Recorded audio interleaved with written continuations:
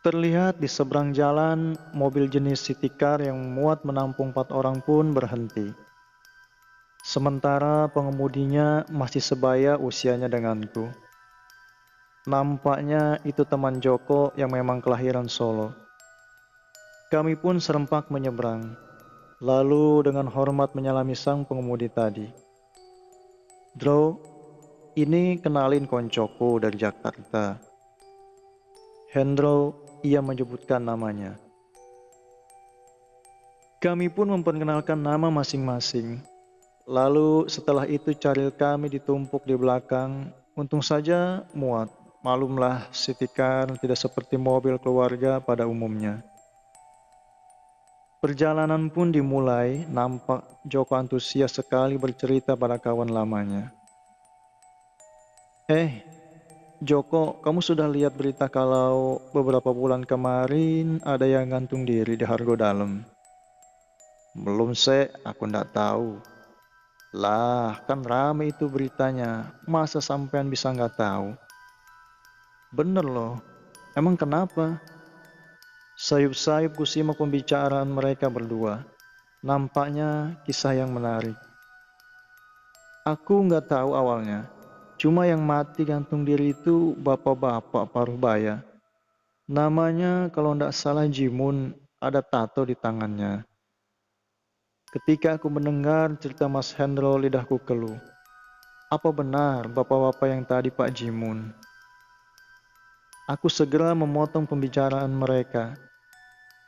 Mas Hendro, tangannya tatonya gambar bunga, naga, sama wanita ya? Persis itu Don. Loh, kok sampean tahu? Anu mas, itu aku baca berita di internet. Aslinya dari Magetan kan? Bener tuh, kok koncomu wes apal? Sampean gak pernah baca internet sih. Hendro melihat ke arah Joko. Joko hanya nyengir sambil garuk-garuk kepala yang tidak gatal. Sedangkan Andri sudah terbuai dalam lautan mimpi. Aku tak ingin jadi candaan mereka kalau aku melihat sosok Pak Jimun yang berpesan hati-hati kalau ingin naik Gunung Lawu hari ini. Nampaknya hari kian beranjak siang, namun perjalanan kami menuju Lawu masihlah jauh.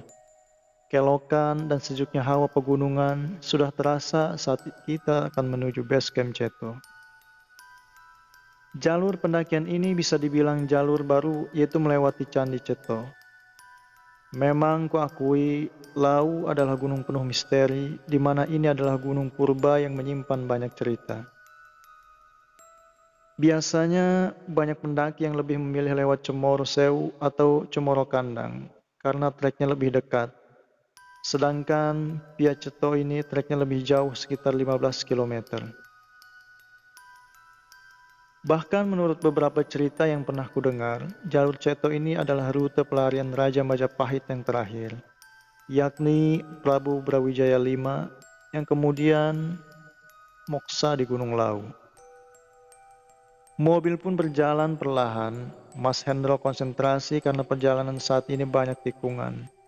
Sedangkan Joko sibuk menjadi navigasi dengan bilang kiri dan kanan. Andri pun belum ada tanda-tanda ingin bangun.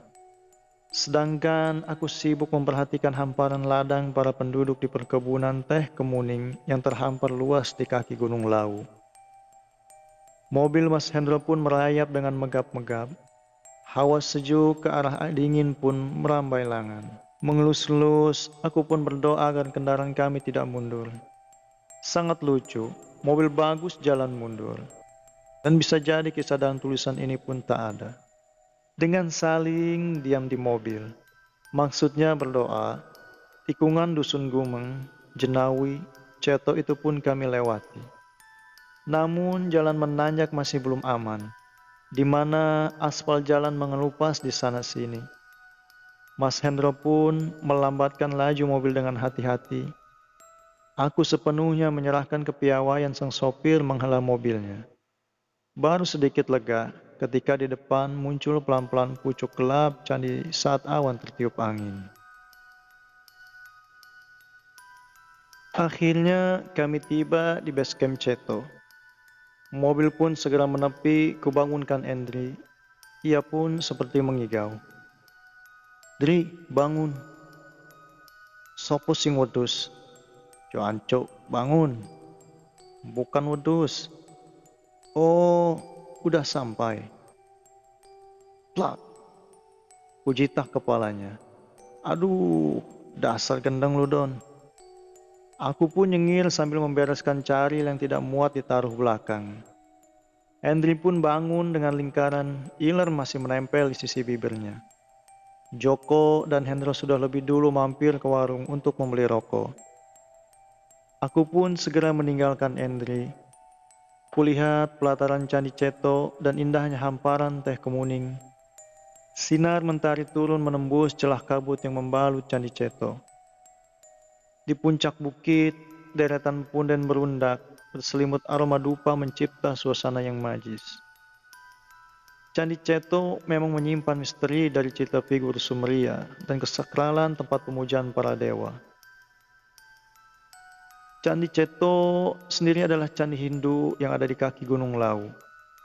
Keunikan dari kegiatan spiritual yang masih melekat, pesona alam luar biasa di jalur pendakiannya, ditambah jejak-jejak sejarah yang masih tersisa, menjadikan jalur pendakian Gunung Lawu via Candi Ceto sebagai salah satu jalur favorit para pendaki gunung maupun pecinta alam. Maka itu pula lah yang membawa kami lebih memilih pendakian lewat jalur Ceto. Bro, makasih banyak ya.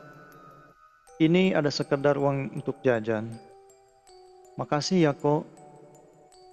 Semuanya gue pamit dulu ya. Hati-hati kalian di jalan. Siap Mas Hendro. Kami pun kompak bersuara. Hendro pun segera masuk ke dalam mobil lalu kembali ke kota Solo. Gue ke tempat administrasi dulu. Kalian tunggu sini dulu ya.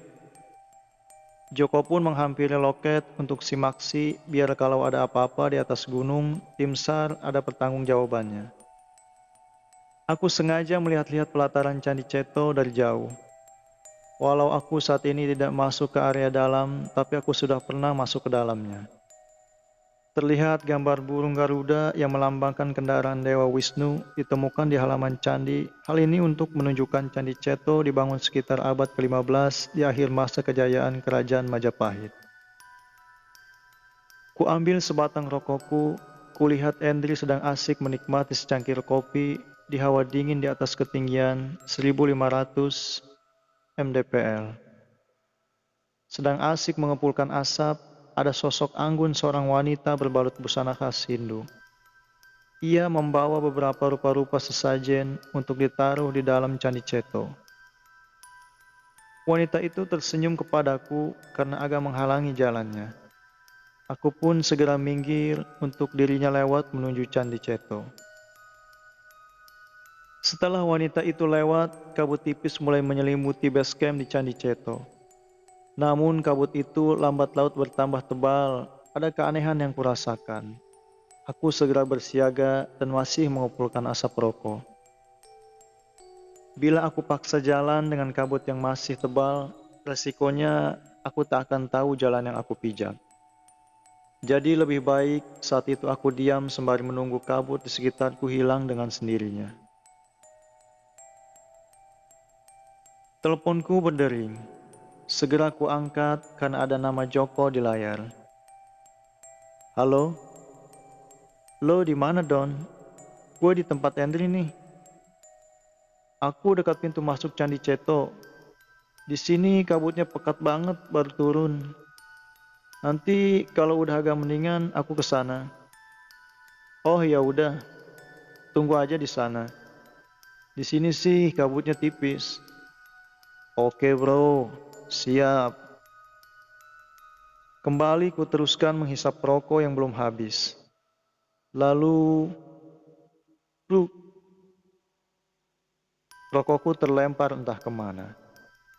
"Mbak," ucapku, "kamu gak apa-apa?" Di depanku ada wanita cantik yang parasnya melebihi kecantikan gadis kota. Wanita yang membawa sesajen yang terhalang olehku tadi nampaknya sudah beres ritual dari dalam Candi Ceto. Maaf mas, kabut membuat pandanganku terhalang. Mbak yang tadi ya? Namanya siapa? Iya mas, saya Pringgondani. Aku Doni, tapi aku tersentak dengan nama itu. Sebuah nama yang tak asing di kawasan kaki Gunung Lawu. Semilir lembut hawa dingin merasuk ke dalam sukma. Setelah wanita itu memberitahukan namanya. Pringgondani, nama yang aneh untuk seorang wanita. Aku tahu nama itu adalah tempat pertapaan Konco Negoro. Waktu itu Joko pernah bercerita kepadaku tentang tempat wisata di kaki Gunung Lawu. Tepatnya terletak di Desa Blumbang, Kecamatan Tawangmangu, Kabupaten Karanganyar. Mbak, maaf nama kamu mirip tempat petilasan Prabu Brawijaya di Desa Blumbang. Ia tersenyum. Manis sekali bibirnya ketika merekah, kemudian ia pun sedikit bercerita. Blumbang memang desaku. Namaku memang sama dengan tempat tersebut. Nama ibuku sering memanggilku Jatayu. Aku sendiri lebih senang dipanggil Jatayu. Kamu tahu kisah tentang Jatayu? Jatayu, aku tak pernah tahu tentang kisah itu. Jatayu itu adalah seekor burung di kisah Ramayana. Burung yang membawa kebaikan. Nampaknya kabut belum akan hilang dengan cepat. Kau tahu tentang cerita Candi Ceto? Tidak begitu, tapi nampaknya aku tertarik kisah di balik candi ini. Daripada hanya diam menanti kabut hilang, Mbak Ayu, aku memanggil nama belakangnya saja.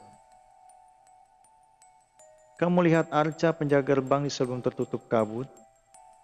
Ya, wajahnya sangat aneh, tidak seperti wajah pribumi. Itu adalah arca Nyai Gemang Arum. Memang bukan dari suku ini, namun dia adalah bangsa Sumeria. Bahkan arsitektur candi yang dibangun pada masa akhir Kerajaan Majapahit ini sangat berbeda karena lebih mirip dengan bangunan kuil suku Aztec atau Maya dari Meksiko.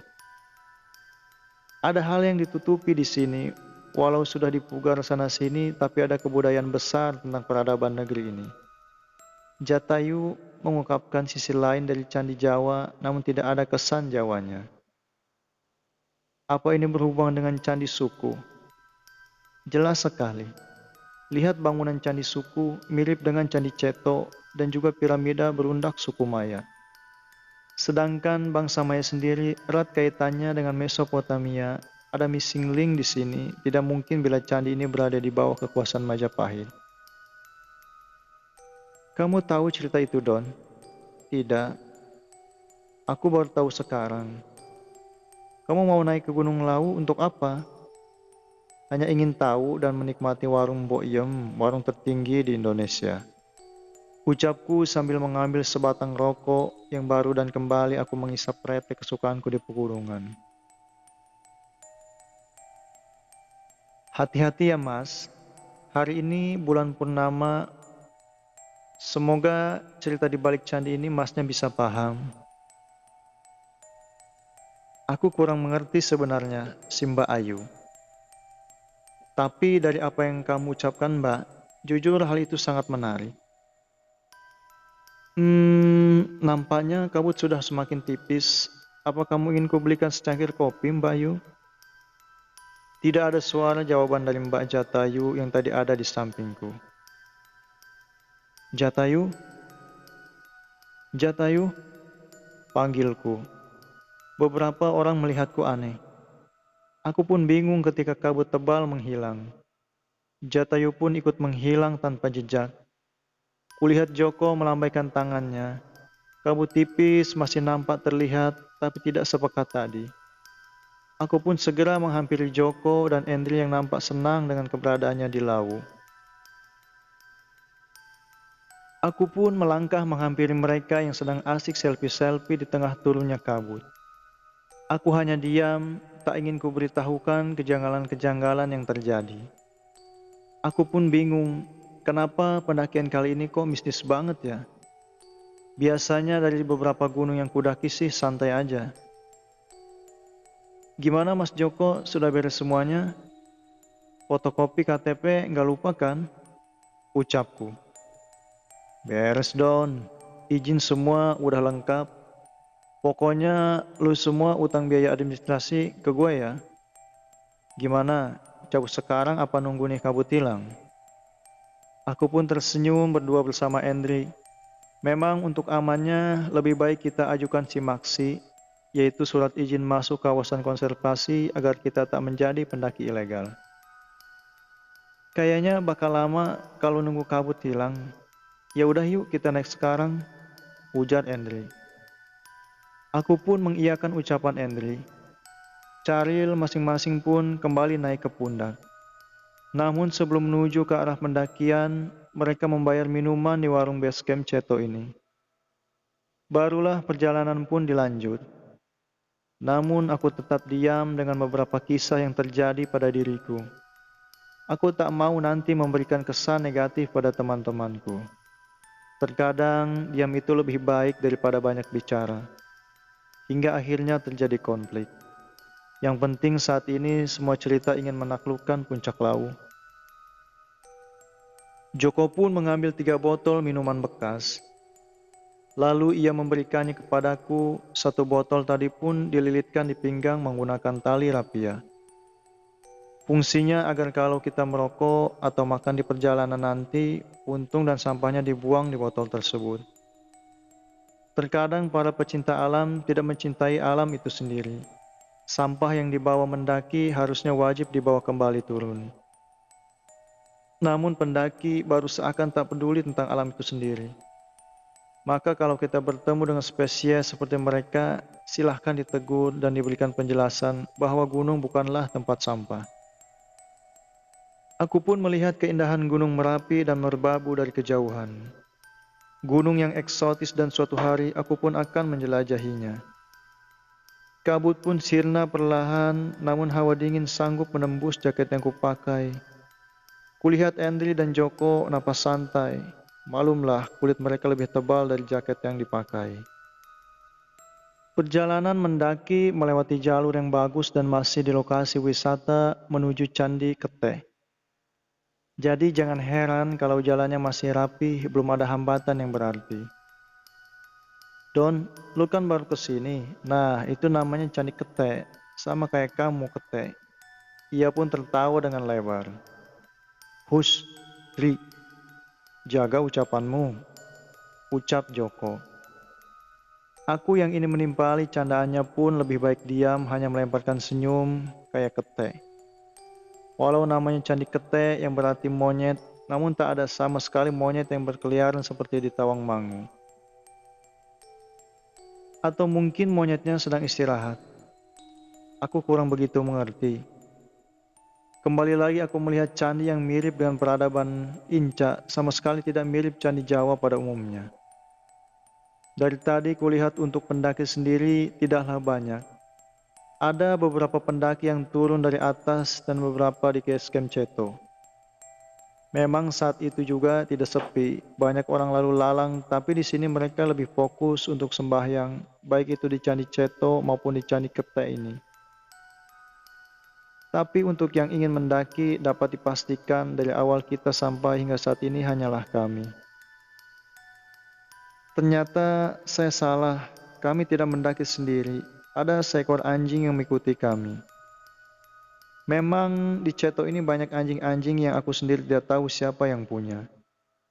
Di sekitar Candi Keteh, aku bertemu seorang bapak-bapak yang sepertinya hendak sembahyang ke atas. Suasana sepi. Bila kita melewati jalur ini hanya ditemani suara burung hutan yang liar memanggil. Maaf Pak, ini anjingnya ngikutin terus, nggak apa-apa kalau dia ngikut sampai atas, tanyaku. Wah, di sini itu udah biasa Mas. Paling nanti dia turun sendiri, ngikutin orang yang mau turun juga. Makin unik pendakian ke Gunung Lawu ditemani oleh seekor anjing yang jinak. Saya duluan ya Mas. Hati-hati naik lewat jalur sini, vegetasi hutannya cukup rapat. Bapak itu pun langsung berjalan kembali dengan cepat. Kami bertiga pun kalah cepat langkahnya dengan si bapak tadi. Mungkin ia sudah biasa menggunakan rute ini. Melewati Candi Ketek perjalanannya masih santai, keadaan jalan pun datar, hingga tak jarang aku menikmati perjalanan ini. Kita pun memasuki ladang penduduk dengan jalur yang menanjak kalem. Dari sini pemandangan indah lereng laut terlihat sangat jelas. Terlihat juga betapa jauhnya perjalanan yang akan kami lewati nanti. Setelah berjalan selama kurang lebih 55 menit dari pintu masuk, akhirnya kita tiba di pos 1. Terdapat 2 shelter di pos ini, yakni shelter baru dan shelter lama yang letaknya atas bawah. Pos ini juga sering disebut Mbah Beranti. Di sini terdapat sumber air dari pipa bocor dan bedeng untuk neduh. Jalur dari base camp menuju pos 1 tidak begitu menanjak. Cocoklah untuk pemanasan kaki.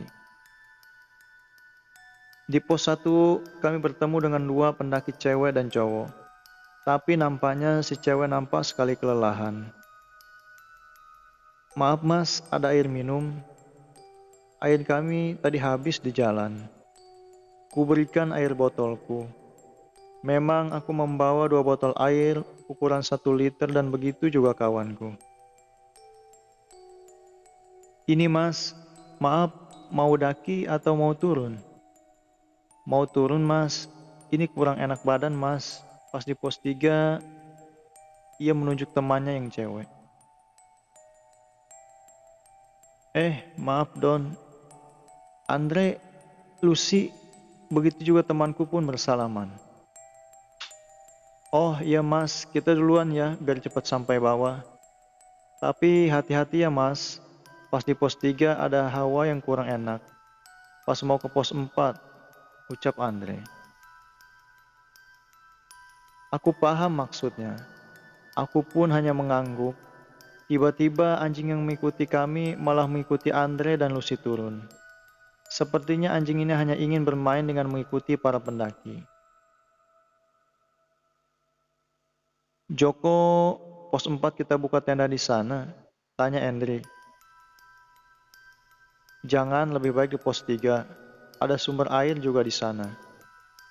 Aku yang belum pernah sama sekali ke sini hanya mengekor saja. Maklumlah, kawanku lebih paham trek di laut. "Kenapa dengan pos 4, Mas?" ucapku kepada Joko. "Ada hal yang tak bisa kuungkapkan di sana. Sudahlah, jangan mikir yang aneh-aneh. Lebih baik kita lanjutkan perjalanan." Perjalanan pun kami lanjutkan. Namun sayang, anjing yang mengikuti kami pun sudah turun kembali. Vegetasi hutan Gunung Lawu pun mulai rapat, setidaknya harus berhati-hati bila ada satwa liar yang mengganggu perjalanan seperti babi hutan. Hutan yang mulai lebat dan basah, serta trek mulai menanjak memang menantang adrenalin dari seorang pendaki. Perjalanan di sini aku merasa jika musim hujan akan sangat licin. Langkah pun harus berhati-hati, karena berbeda dengan jalur bebatuan. Tanah di sini sangat padat dan lembab, maka tak jarang kita akan menemukan banyak moluska dan lintah yang tak segan menempel sana-sini. Namun sebaliknya, bila mendaki lewat jalur ini, saat kemarau kita akan menemui sepanjang trek penuh dengan tanah berdebu. Jalur Gunung Lawu via Candi Ceto sebenarnya sangat jelas, walau jalurnya lebih sepi. Tidak ada persimpangan yang membingungkan. Sepanjang jalur ditemukan rambu-rambu arah puncak maupun arah sebaliknya dengan jumlah yang cukup banyak dan mudah terlihat. Terlihat Andri dan Joko di depanku, tidak berapa lama kita sudah hampir sampai di pos 2, disebut juga Brakseng. Perjalanan memakan waktu sekitar 1 jam tanpa istirahat. Akhirnya kami tiba di pos 2, di sana terdapat 2 shelter yang letaknya berdekatan, namun kondisi shelter sedikit kotor. Tak jauh dari shelter terdapat pohon besar yang menjulang tinggi. Nampaknya pohon itu dikeramatkan oleh masyarakat sekitar Lawu. Kulihat ada beberapa sesajen yang dibiarkan di bawah pohon tersebut. Dan juga pohon besar tersebut dililit kain di batangnya. Jangan pernah berteduh di bawahnya, ditakutkan ada yang tersinggung dari makhluk tak kasat mata. "Oke, kita istirahat dulu sebentar di sini," ujar Joko. Apa kita buka tenda di sini, Mas? Ujarku.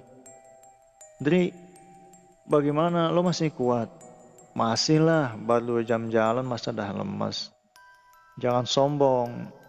Ingat gunung ini, Dri. Oke, gue ikut aja deh apa kata kalian. Aku menimpali mereka. Oke, istirahat 10 menit ya. Ini ada yang mau roti? Roti pun dibagi 3 oleh Mas Joko. Lumayan untuk sarana pengganjal perut di udara yang mulai merambat dingin. Minum pakai air botolku aja nih, biar hemat. Nanti kita isi lagi di pos 3. Ujar Joko. Siap, ujar kami berdua.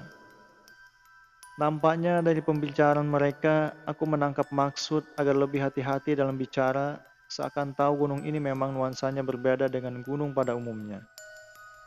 Aku melihat di pos 2 ini bisa memuat 3-4 tenda, kapasitas 5 orang, tetapi sayang tidak ada sumber air. Dan nampaknya saat itu kita juga akan meneruskan perjalanan ke pos 3. Jalanan makin menanjak, tapi tidak ekstrim, hampir sama seperti medan sebelumnya. Trek didominasi tanjakan licin yang menyerupai jalan aliran air. Ini terjadi karena terkadang hujan turun. Vegetasi juga masih lebat dengan dominasi pepohonan lamtoro. Selama perjalanan menuju pos 3, kita akan mendengar suara aliran air di sebelah kanan jalur yang merupakan lembah. Entahlah, apa ada aliran air di sana, yang jelas pos 3 memang ada sumber air yang banyak. Perjalanan ke pos 3 kira-kira memakan waktu 1,5 jam. Nampak di tengah jalan, napasku mulai tersenggal, aku pun meraih botol minumku. Begitu ku ambil, aku terheran, botol minumku sama sekali tidak berkurang sedikit pun, airnya masih full. Guys, sebentar. Aku memanggil temanku yang lebih jalan dulu. Ada apa, Don? Kok minuman botol gue airnya masih utuh ya? Padahal lo kan semua tahu kalau di pos 1 sudah dipakai minum sama pendaki yang mau turun. Kedua temanku pun menghampiriku. Mereka langsung memegang 2 botol minuman yang kubawa, dan nampak ada rasa cemas ketika yang kukatakan itu benar. Aduh, ujar Andre. Dri, Joko menunjukkan telunjuknya di bibir agar diam dan tenang. Gimana, Mas? Aku bertanya pada Mas Joko karena ia memang lebih tua di antara kami. Dan juga leader pendakian. Lanjut. Lanjut saja, kita istirahat di pos 3, buka tenda. Usahakan jangan di pos 4 ya. Kami berdua pun mengangguk. Perjalanan dilanjut pertengahan pos 3, tanah yang kita pijak ngebul banget karena saat ini adalah masuki musim kemarau. Sampailah kita di tempat sumber air. Kita langsung mengisi air karena pos selanjutnya diperkirakan akan minim sumber air. Setelah mengisi air, kita lanjutkan ke pos 3, tidak begitu jauh dari sumber air yang dipasang paralon oleh masyarakat sekitar Lawu. Ternyata di pos 3 ini banyak pendaki yang sudah pasang tenda. Padahal kami juga ingin istirahat di sini. Shelter pos 3 juga letaknya cukup nyaman. Area cukup luas dengan bangunan shelter yang kondisinya baik. Di sekitar pos 3 ini pendaki biasanya mendirikan 2 tenda ukuran besar. Namun sudah ada yang menempati. Kami pun bersalaman dengan pendaki lainnya. Ada yang dari Jogja dan juga ada yang dari Bogor. Dan kami terkejut ketika melihat sepasang pendaki yang wajahnya kami kenal. Lucy, Andre, ujar Joko. Ia bertanya ke mereka dengan wajah bingung. Loh, masnya kenal aku? Padahal baru ketemu loh. Andre pun tak kalah bingung.